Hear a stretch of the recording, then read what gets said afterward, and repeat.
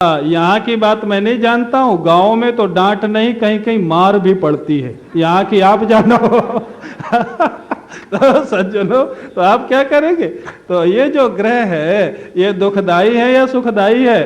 एक देवी को मैंने देखा था अपने गांव में, मारती थी महाराज पति को, मारती थी, लेकिन वो तुलसीदास तो नहीं बना। क्यों? तो पत्नी की मार से, डांट से कोई तुलसीदास नहीं बनता। वो तो भगवान को कोई निमित्त बनाना होता है, कोई बहाना बनाना होता है, वो अलग बात है। तो ये ग्रह दुखदाई नहीं है सज्जनों, ये हमारे मन की कल्पना है। अच्छा चलो, ग्रह आपका नुकसान ही तो करेंगे ना। देखो, मैं बीच में 1 वर्ष बहुत बीमार था, डॉक्टर ने मना कर दिया कि ना पढ़ सकते हो ना पढ़ा सकते हो। उस समय प्रवचन करता नहीं था, पढ़ता पढ़ाता था, डॉक्टर ने मना कर दिया।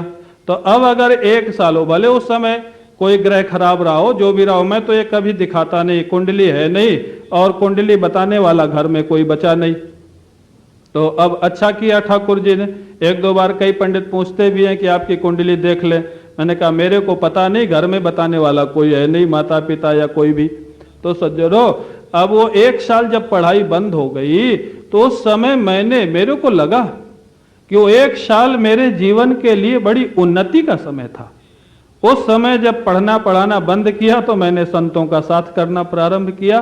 कभी अयोध्या जाता था, कभी गोरख। उसी समय में ये श्री राधा बाबा जी महाराज, सीताराम दास जी महाराज, पूज्य रामकिंकर जी महाराज, पूज्य सत्यानंद जी महाराज, इतने संतों का साथ मिला, सत्संग मिला, साधना की चर्चाएं हुई कि शायद 1 साल पढ़ता पढ़ाता तो उतना लाभ नहीं होता। तो अब वो बीमारी का जो समय था वो मेरे लिए दुखदाई रहा कि सुखदाई रहा? सुखदाई रहा ना। मैं आज भी अनुभव करता हूं, शायद ईश्वर ने ही वो बीमारी मेरे लिए भेजी थी, शायद ईश्वर ने वो भेजे थे। क्यों? वो नहीं होती तो शायद इतने संतों का आशीर्वाद, इतने संतों के अनुभव मेरे को नहीं प्राप्त होते।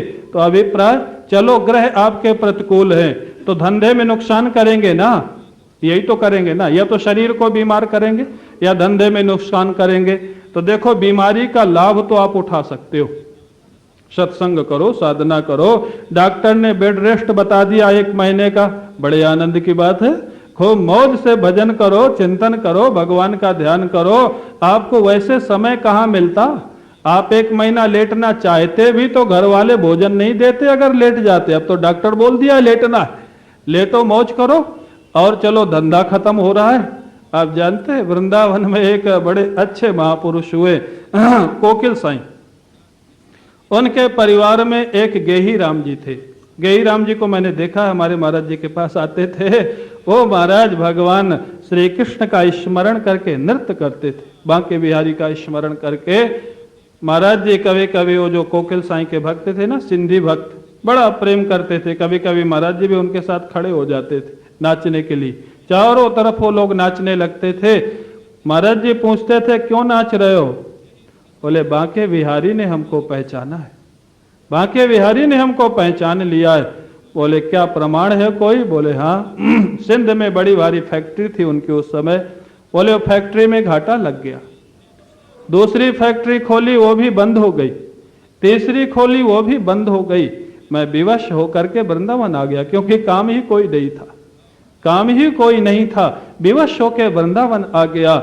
जब वृंदावन आ गया और यहाँ जो रस मिला मेरे को ब्रज का, संतों का, सत्संग का, मेरे को लगा मेरी फैक्ट्री में घाटा मेरे कर्म से नहीं लगा था, बांके बिहारी ने लगवाया था। मेरे को वृंदावन बुलाने के लिए बांके बिहारी ने लीला रची थी। बाद में फैक्ट्रियां ठीक हो गई उनकी, लेकिन वो फिर वृंदावन छोड़ के नहीं गए। तो ग्रह क्या करेगा आपका, आप बताओ? या तो शरीर बीमार करेगा या आपको बिजनेस में घाटा देगा, इससे ज्यादा और कुछ कर सकता है? क्यों? हम कहते चलो ग्रह विपरीत है, लेकिन क्या करेगा? आप अगर उस परिस्थिति का सदुपयोग करो तो ग्रह की दी हुई परिस्थिति आपके लिए अभिशाप बनेगी या आशीर्वाद बनेगी? आशीर्वाद बन जाएगी। आप उसका सदुपयोग तो करो। तो दुख सुख का कारण ग्रह हो सकता है या आपका मन हो सकता है? फिर आ जाओ अपने प्रसंग पे। दुख सुख ग्रह नहीं दे सकता है, आपके मन का दृष्टिकोण आपको दुख सुख देता है। ग्रह नहीं दे सकता, ग्रह परिस्थिति दे सकता है। बस ये अंतर ध्यान रखना, परिस्थिति व्यक्ति भी दे सकता है, देवता भी दे सकता है, ग्रह भी दे सकता है, लेकिन दुख सुख कोई नहीं दे सकता। ये आपका केवल मन का दृष्टिकोण, आपके मन का दृष्टिकोण केवल दुख सुख दे सकता है। न ग्रह कर्म काला, कर्म कर्म प्रायः अपने शास्त्र का सिद्धांत है, अपने सनातन धर्म का सिद्धांत है। महाराज जैसा कर्म किया है वैसा फल पा रहे प्रायः, और ये अच्छा सिद्धांत है। पिछले जन्म में जैसा किया इस जन्म में पा रहे हैं, इस जन्म में जैसा किया अगले जन्म में पाएंगे। लेकिन भिक्षु ब्राह्मण कहता है कर्म आपको फल दे सकता है। देखो कितनी सुंदर बात है, कर्म आपको फल दे सकता है, लेकिन दुख सुख आपको कर्म नहीं दे सकता। दुख सुख तो आपको अपने मन से ही संबंधित है, कर्म से संबंधित नहीं है। मान लीजिए क्या हुआ, आपका कोई खराब कर्म था और आपको बेटा दुष्ट मिल गया, ये कर्म फल हो गया ना। लेकिन अंग का बेटा जो वेन था वो दुष्ट था कि सज्जन था? क्यों भाई, दुष्ट था कि सज्जन था? दुष्ट था, बोलते चलो, दुष्ट था ना। तो अंग उससे प्रसन्न हुए या नाराज हुए? उसमें भगवान की कृपा का अनुभव किए या नुकसान का अनुभव किए? क्यों? आनंद का अनुभव किए ना। तो कर्म फल कहां दुख दे पाया? आपका जो दृष्टिकोण है प्रसन्न है। क्यों? अच्छा हमको बेटा मिला, वैराग्य हो गया।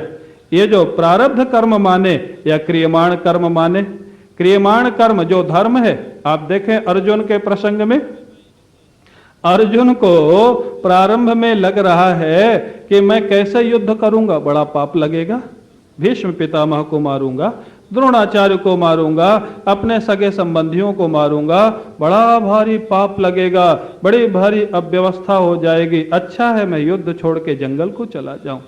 इसी में वो अपना त्याग समझता है, इसी में अपना सत्कर्म समझता है। लेकिन जब भगवान कृष्ण ने समझाया तो सबको मारा। अंत में फिर रुक जाता है, कर्ण को मारते समय उसके रथ का पहिया जमीन में जा चुका है। भगवान कृष्ण ने कहा मारो इसको।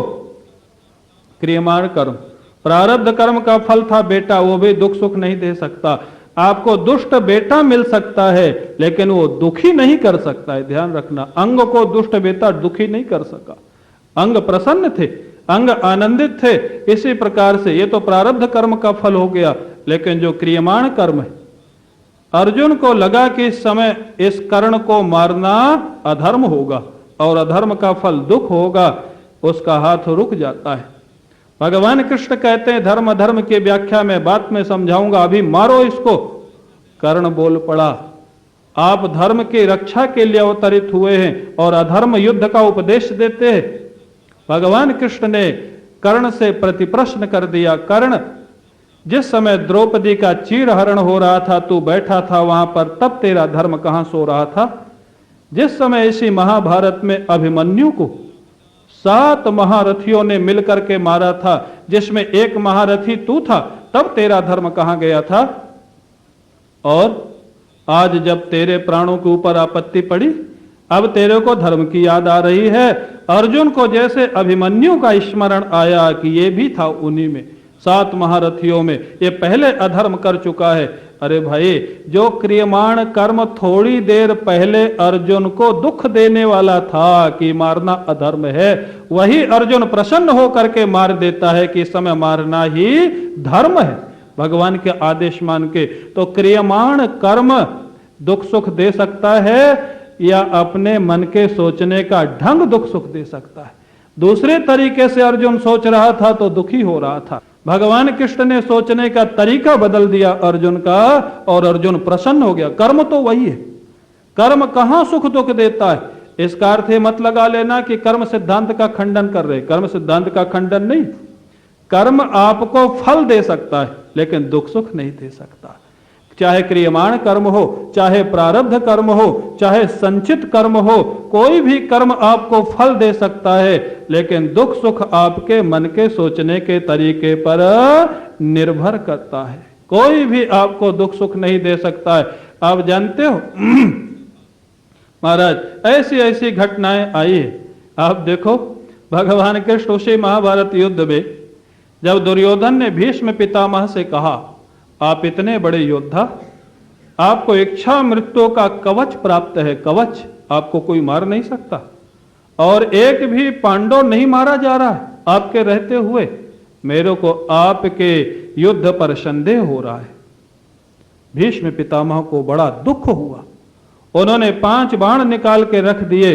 बोले ये 5 बाण मैं प्रतिज्ञा करता हूं, पांडवों के लिए मैंने निकाले। पांडवों को पता ही नहीं। अब महाराज भगवान कृष्ण को कहां चैन, भक्त के ऊपर आपत्ति आवे तो भगवान को नींद कहां। प्रतिदिन दुर्योधन की पत्नी जाती थी प्रणाम करने भीष्म पितामह को प्रातः काल ब्राह्म मुहूर्त में। भीष्म पितामह उस समय समाधि अवस्था में रहते थे, आंखें बंद करके आशीर्वाद देते थे। भगवान कृष्ण ने तरीका सोचा, दुर्योधन की पत्नी के ठीक पहले द्रौपदी को जगाया।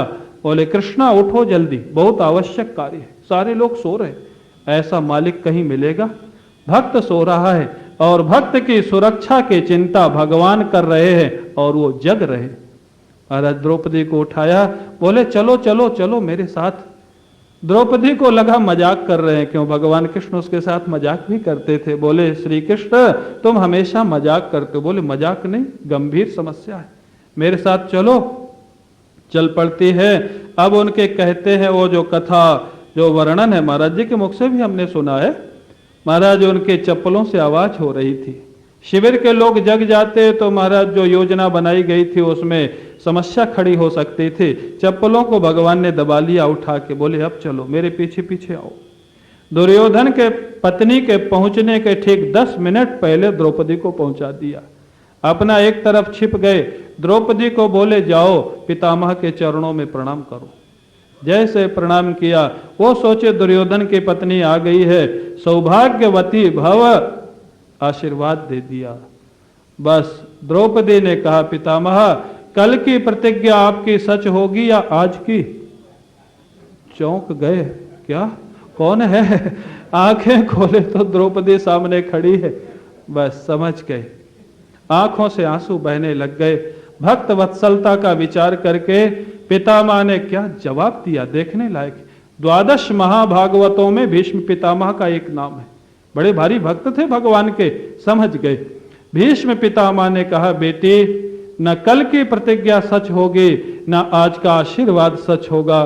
सच तो वही होगा जो तेरा लाने वाला है ना, वो जो चाहेगा वो सच होगा। अब मेरे को दर्शन तो करा दे, कहां है वो, कहां छिपा है? मेरे को प्रातः काल आज दर्शन करा दे उसका। वो चोर, वो छलिया, वो है कहां? बस काम तो बन गया था। भगवान कृष्ण का सामने जाके खड़े हो गए। वो 5 बाण जो पांडवों को मारने के लिए निकाले गए थे, आशीर्वाद में द्रौपदी को दे दिए गए। अभिप्राय भगवान ने छल किया। एक छल की घटना हुई और इतनी बड़ी प्रतिज्ञा उनकी समाप्त हुई, लेकिन क्या कष्ट हुआ? कष्ट हुआ भीष्म पितामह को? क्यों नहीं हुआ? क्यों? भगवान कर रहे हैं ना। सोचने का अंतर। इतने बड़े युद्ध में आपके साथ कोई इतना बड़ा धोखा करे तो आनंद होगा या कष्ट होगा? क्यों भाई?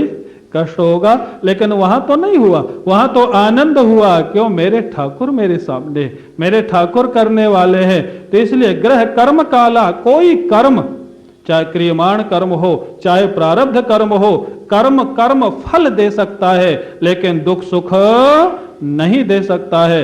दुख सुख केवल आपके मन के सोचने के तरीके से होता है।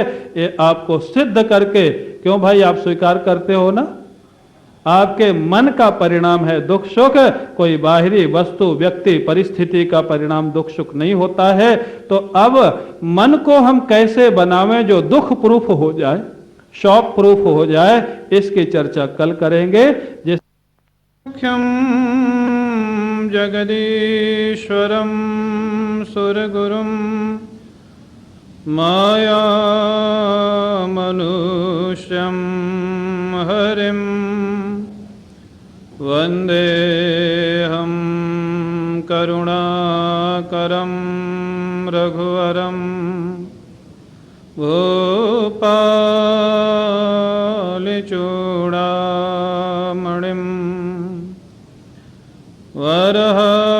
वरहपीडं नटवर वपुः कर्णयो कर्णिकारम्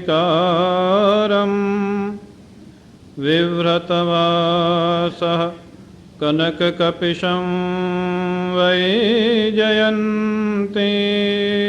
च मालाम् रन्ध्रान्वेणोरधरसुधया पूरयन् गोपवृन्दैः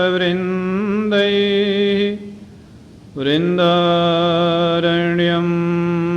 स्वपदरमणं प्राविशद्गीतकीर्तिः शङ्करं शङ्कराचार्यं केशवं बादरायणं सूत्रभाष्यकृतौ वन्दे भगवन्तौ पुनः पुनः ईश्वरो गुरुरात्मेति मूर्तिभेदविभागिने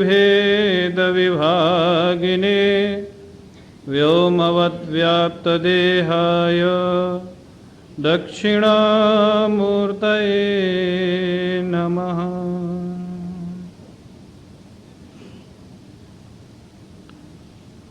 श्री राम जय जय राम।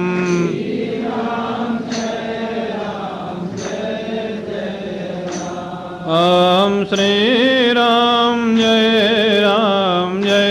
जय राम।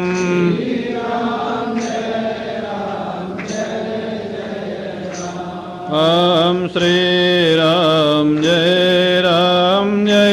जय राम।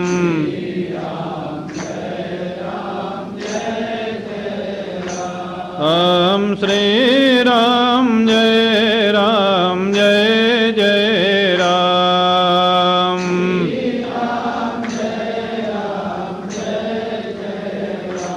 ओम श्री राम जय जय राम।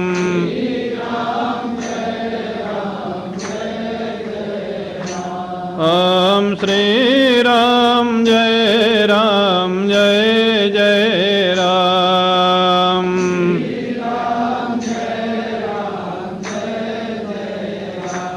बोलिए सद्गुरुदेव भगवान की, वृंदावन विहारी लाल की।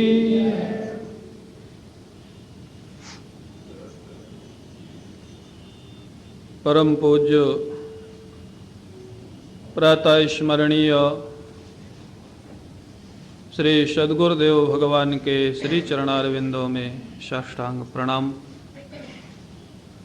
परम पूज्य प्रातः स्मरणीय श्री प्रेमपुरी जी महाराज के श्री चरणारविंदों में साष्टांग प्रणाम।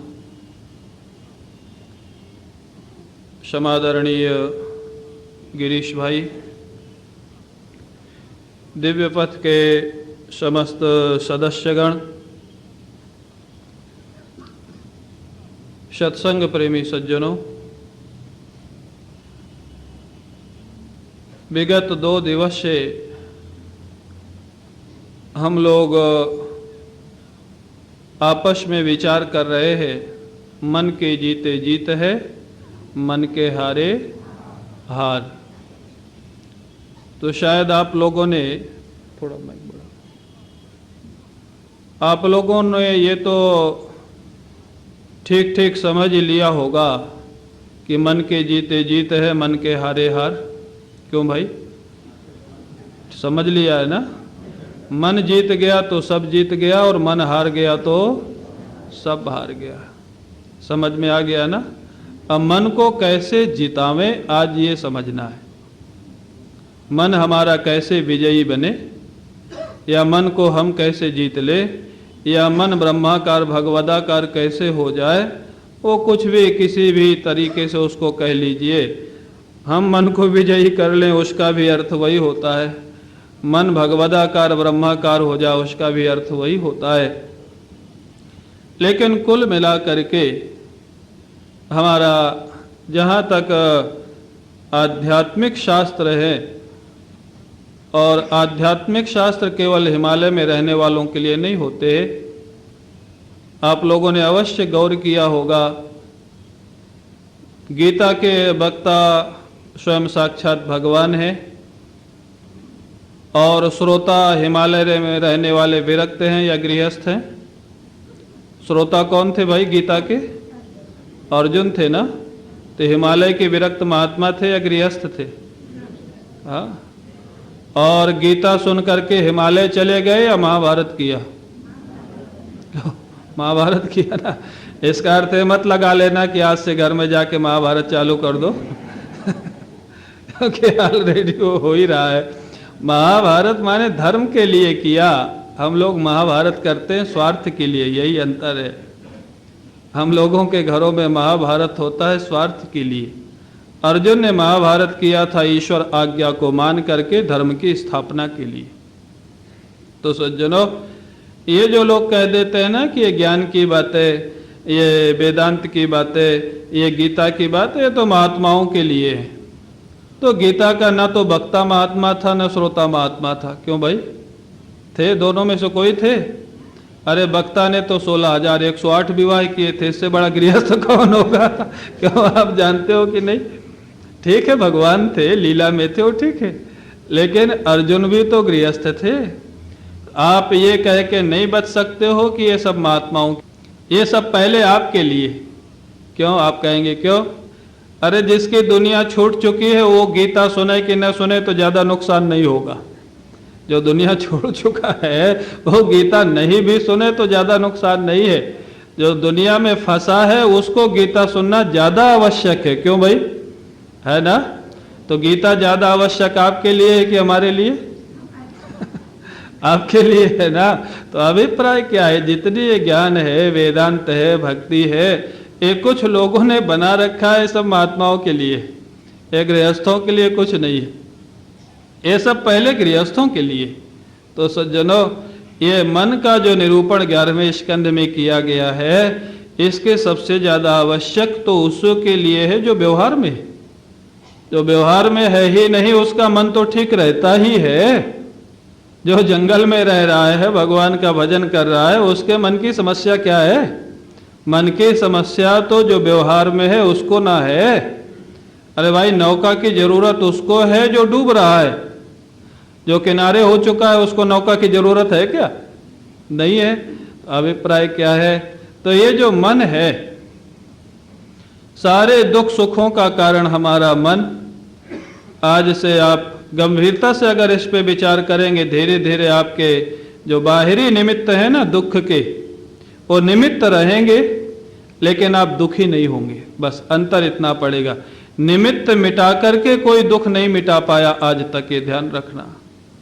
भगवान कृष्ण का जितना जीवन में वैषम्य था, शायद आज किसी व्यक्ति के जीवन में नहीं। हमारे महाराज जी कहते थे, कभी सिंहावलोकन करके भगवान कृष्ण का जीवन देखिए। जन्म के पहले उनके 6 भाई मार दिए गए, जन्म के पहले उनके माता पिता जेल में पड़े हुए, जन्म उनका चोरी चोरी जेल में होता है, नंदोत्सव उनका चोरी चोरी गोकुल में मनाया जाता है, रातों रात भाग के उनको गोकुल जाना पड़ता है। 11 वर्ष की अवस्था तक गोकुल में भी नहीं रह पाए, गोकुल छोड़ के वृंदावन गए, नंदगांव गए, बरसाने गए, फिर वहां से भागे तो मथुरा आ गए, और फिर मथुरा से भागे तो द्वारिका आ गए। कितना भागे? इतना आप भी नहीं भागे होगे जितना भगवान भागे। जितनी जगह भगवान बदले उतनी जगह आप भी नहीं बदले होंगे। और महाराज गिरनार से छलांग लगाई, भागवत में लिखा है। ऐसी परिस्थिति थी उनके सामने, जरासंध ने आग लगा दी थी गिरनार में, जहां भी होंगे जल जाएंगे। कृष्ण बलराम ने गिरनार से छलांग लगाई और द्वारिका में गिरे जाके। इतनी लंबी छलांग कोई लगा सकता है? हनुमान जी के बाद शायद यही लंबी छलांग थी द्वापर में। त्रेता में तो हनुमान जी ने लगाई थी, श्री कृष्ण ने। और अंत में जन्म उनका ऐसा रहा, मध्य जीवन में महाभारत हुआ और समापन में अपने परिवार को अपने हाथों से समाप्त करना पड़ा। जिन बच्चों के लिए इतना स्नेह दिया था, जिन पत्नियों को हरण करके ला करके विवाह किया था, उन्हीं बच्चों को अपने हाथ से समाप्त किया भगवान कृष्ण बलराम ने। कोई कर सकता है? किसी के जीवन में ऐसी परिस्थिति आ सकती है? हमारे गुरुदेव कहते थे, श्री कृष्ण चाहते तो ये सब नहीं भी होता, क्योंकि वो सर्वसमर्थ थे, सर्वशक्तिमान थे, लेकिन दिखाया। मनुष्य जीवन धारण करके यदि भगवान भी आएंगे तो इन परिस्थितियों का सामना करना पड़ेगा। लेकिन उनकी विशेषता क्या थी? वो किसी भी परिस्थिति में उनकी मुस्कान गायब नहीं हुई। बस यही आज सीखना है। मुस्कान, परिस्थितियां हटा के कोई खुश नहीं हो सका। परिस्थितियों को एक दृष्टिकोण से देख करके, एक दृष्टिकोण दे करके, एक अपने जीवन का दृष्टिकोण बना करके व्यक्ति खुश रह सकता है। अभी आप मीरा के भजन सुन रहे थे ना, कैसी कैसी परिस्थितियां हैं। लोग उनको बदनाम कर रहे हैं, परिवार वाले बदनाम कर रहे हैं, विष दिया जा रहा है, सर्प भेजे जा रहे हैं। परिस्थितियां बना के कहां प्रसन्न हुई। लेकिन क्या मीराबाई रोती थी? क्या मीराबाई शिकायत करती थी? मैं तो गिरधर हाथ बिकानी, अब तो होनी होए सो होए। मन बदल के आप खुश हो सकते हैं। व्यक्ति बदल के खुश हो नहीं सकते, परिस्थिति बदल के खुश नहीं हो सकते, मन बदल के खुश हो सकते। तो सज्जनों, मन को कैसे बदले, मन को कैसे परिवर्तित करे? ये जो मन है ना, इसको अगर परिवर्तित करना है, दो ही उपाय है। संसाराकार मन दुख और सुख देता है, वही मन अगर भगवदाकार हो जाए, वही मन यदि ब्रह्माकार हो जाए। भगवदाकार और ब्रह्माकार में कोई बहुत बड़ा अंतर नहीं है, शब्द का भेद है। जो भगवदाकार होता है वही ब्रह्माकार होता है।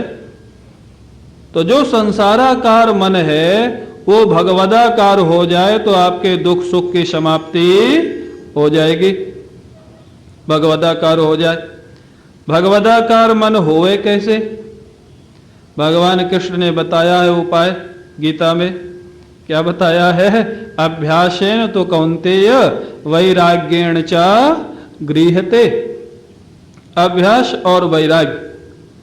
अभ्यास माने, अब आपको एक बात ध्यान रखनी पड़ेगी। क्या? आपको अपने जीवन का, हमारे महाराज जी कहते थे, अगर आज तक आपने अपने जीवन का लक्ष्य निश्चित नहीं किया तो आपके मानव जीवन का कोई उद्देश्य नहीं है, तो आपका मानव जीवन व्यर्थ जा रहा है। सब सत्संगी लोग आप बैठे हैं, आशा है कि बहुत लोग अपने जीवन का लक्ष्य निश्चित करके उस पर चल रहे होंगे, लेकिन मैं ये भी जानता हूं कि शायद सब लोगों के जीवन का लक्ष्य अभी निश्चित नहीं होगा। अगर एक एक व्यक्ति से पूछा जाए कि तुम किस लिए जी रहे हो, तुम्हारे जीवन का उद्देश्य क्या है, सोचना पड़ेगा बताने के लिए। तुम्हारे जीवन का लक्ष्य क्या है? अगर ये पूछा जाए, बस सब भेड़ चाल में जिए जा रहे हैं। जैसे सब रहते हैं ऐसे हम रहते हैं। सब जन्म लेके पढ़ाई करते हैं, फिर सर्विस करते हैं या व्यापार करते हैं, विवाह करते हैं, बच्चे हो जाते हैं, बूढ़े हो जाते हैं, मार खाते हैं और मर जाते हैं। और कुछ होता है? और तो कुछ नहीं होता है। यही है ना भेड़ चाल। किस लिए? जीवन का लक्ष्य क्या है? भागवत में पूछा गया जीवन का लक्ष्य क्या है? बोले जीवस्य तत्व जिज्ञासा। मनुष्य जीवन का लक्ष्य है तत्व जिज्ञासा। मनुष्य जीवन का लक्ष्य है भगवत जिज्ञासा। ये जो दिव्य पथ संस्था अभी आपने सुना ना, क्या नाम? कुमारी शर्मिला। उनसे सुना ना, शून्यता जीवन में आ रही थी पिताजी के बाद, लेकिन वो शून्यता धीरे धीरे दूर हो रही है दिव्य पथ के सत्संग और भजन के कार्यक्रम के माध्यम से। क्यों? जब जीवन में शून्यता माने कुछ समझ में नहीं आ रहा क्या करे। जीवन का लक्ष्य क्या है? जीवस्य तत्व जिज्ञासा। जीवन का लक्ष्य है ब्रह्म साक्षात्कार या जीवन का लक्ष्य है भगवत साक्षात्कार। क्या ये जीवन का लक्ष्य आपने निश्चय किया है? अगर नहीं किया है तो आज ही कर लेना। मनुष्य के जीवन का लक्ष्य बताया जा रहा है। आप अगर केवल रोटी कपड़े मकान की व्यवस्था में लगे हैं तो बुरा नहीं मानना, इतनी व्यवस्था पशु भी कर लेता है। पशु कर लेता है, रहने की व्यवस्था पशु कर लेता है, खाने की व्यवस्था पशु कर लेता है, और परिवार भी पशु का होता है। आप उससे ज्यादा क्या कर रहे हैं अपने जीवन के लिए? आप थोड़ा मनुष्य में बुद्धि कलाएं ज्यादा है, वो थोड़ा अच्छे ढंग से कर लेते हैं। और आजकल तो महाराज जो पालतू कुत्ते हैं उनको जो ट्रीटमेंट दिया जाता है कई मनुष्यों से अच्छा मिलता है उनको। एसी में रहते हैं, गाड़ियों में चलते हैं, दो दो नौकर उनके पीछे घूमते। कुत्तों को घुमाने जाते हैं कौन? आदमी कुत्तों को घुमाने जाते हैं। तो वो आदमी ज्यादा ऊंचा हुआ या कुत्ता ज्यादा ऊंचा हुआ बताओ? महत्वशाली कौन हुआ? कुत्ता आदमी के पीछे जाए, आदमी की सुरक्षा में जाए तो आदमी महत्वशाली। आदमी कुत्ते को घुमाने जाता है, इसको अब घुमाने जाना है, इसको नहलाने जाना है, इसको डॉक्टर को दिखाने जाना है, तो नौकर कुत्ता हुआ या आदमी? बुरा नहीं मानना। तो आप क्या कर रहे? आपके जीवन का लक्ष्य क्या है? आपके जीवन का लक्ष्य क्या इतना ही है क्या? सज्जनों देखो, सत्संग में थोड़ा कड़ी बातें भी सुनने की आदत होनी चाहिए। हमारे गुरु जी कहते थे, गुरु का एक अर्थ होता है जो कभी कभी गुर्राता रहे। जानते हो, गुर्राना माने डांटता रहे। हमेशा प्रेम देगा तो शिष्य का सुधार नहीं होगा। जब तक गलतियों पे चोट नहीं होगी तब तक सुधार नहीं होगा, वो भी आवश्यक है। और जो गुरु की डांट खाने को तैयार नहीं है वो जीवन में कल्याण का अधिकारी नहीं होता है, ध्यान रखना सज्जनों। तो इसलिए मनुष्य बनकर के कर क्या रहे? आपने कभी विचार किया? सवेरे उठ जाते हो, बस वो डेली का जो रूटीन है, भागो भागो, चाबी, लिफ्ट, क्या माने चैन ही नहीं। किसी से पूछो, बोले महाराज मरने का समय नहीं है। धर्मराज आपसे अनुमति मांगेगा क्या पहले कि समय है कि नहीं है? सत्संग में आ जाओ, कथा हो रही है, बोले मरने का समय नहीं है महाराज। अब तो ये समस्या है महाराज, दोनों कानों पे फोन लगे रहते हैं, दोनों कानों पे। कैसे बात करते, क्या करते हैं? एक व्यक्ति के पास तो 3 मोबाइल थे, तो मैंने कहा आप तीसरा कान तुम कहां से लाओगे? 3 मोबाइल है, 2 तो चलो 2 कान में लग जाएंगे, तीसरा बजेगा तब क्या करोगे? कहां लगाओगे? नाक में लगाओगे कि मुंह में लगाओगे? कैसी समस्या है जीवन की। ठीक है, अत्यधिक व्यस्तता ये मनुष्य जीवन का लक्ष्य नहीं है। शास्त्र में लिखा है, गृहस्थ के लिए लिखा है, वानप्रस्थ के लिए नहीं। गृहस्थ धर्म माने 25 से 50 वर्ष की आयु वालों के लिए। गृहस्थ धर्म 50 वर्ष तक है, 51 के बाद वानप्रस्थ आश्रम होता है। भागवत में लिखा है, क्या लिखा है? 2 घंटा रोज ईश्वर के लिए निकालना चाहिए। बूढ़ों के लिए नहीं, ये जवानों के लिए लिखा है। 25 से 50 वर्ष की अवस्था वालों के लिए लिखा है। कितनी भी व्यस्तता हुए लेकिन 2 घंटा प्रतिदिन